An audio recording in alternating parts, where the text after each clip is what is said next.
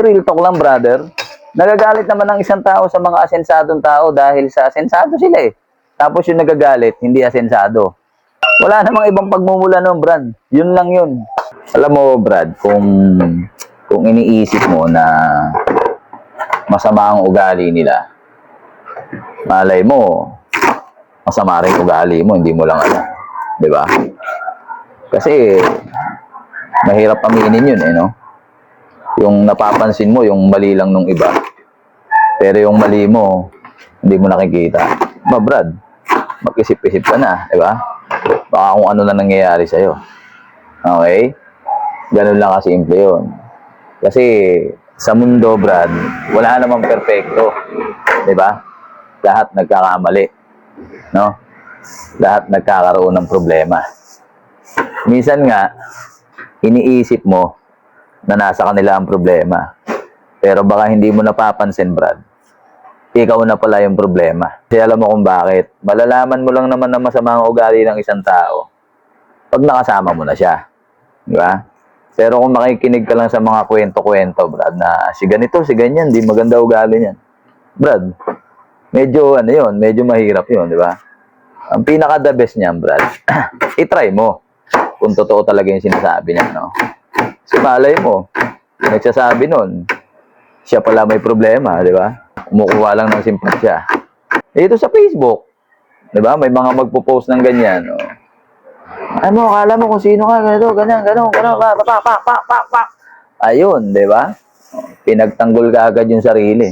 Di ba? Hindi mo lang niya naiisip. Baka meron din siyang problema sa mismong sarili niya.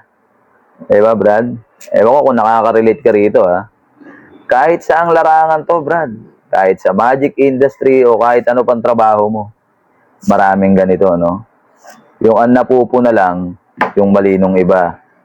Pero yung mali niya mismo, hindi pwede. Kailangan lagi akong tama.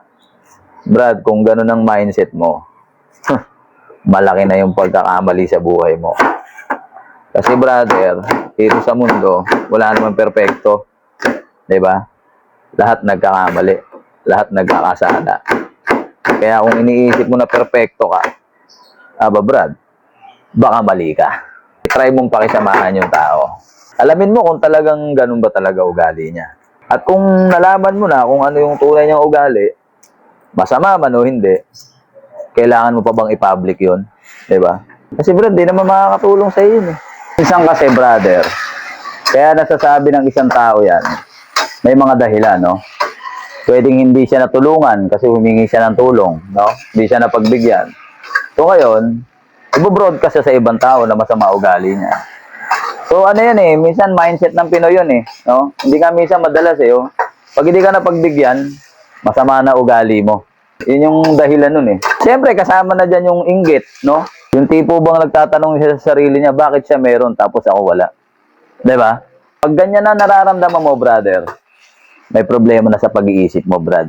Pwede ka nang kumonsulta sa mga psychiatrist. Kasi Brad, papunta na sa depression yan, anxiety. Yung tipong naaawa ka na sa sarili mo.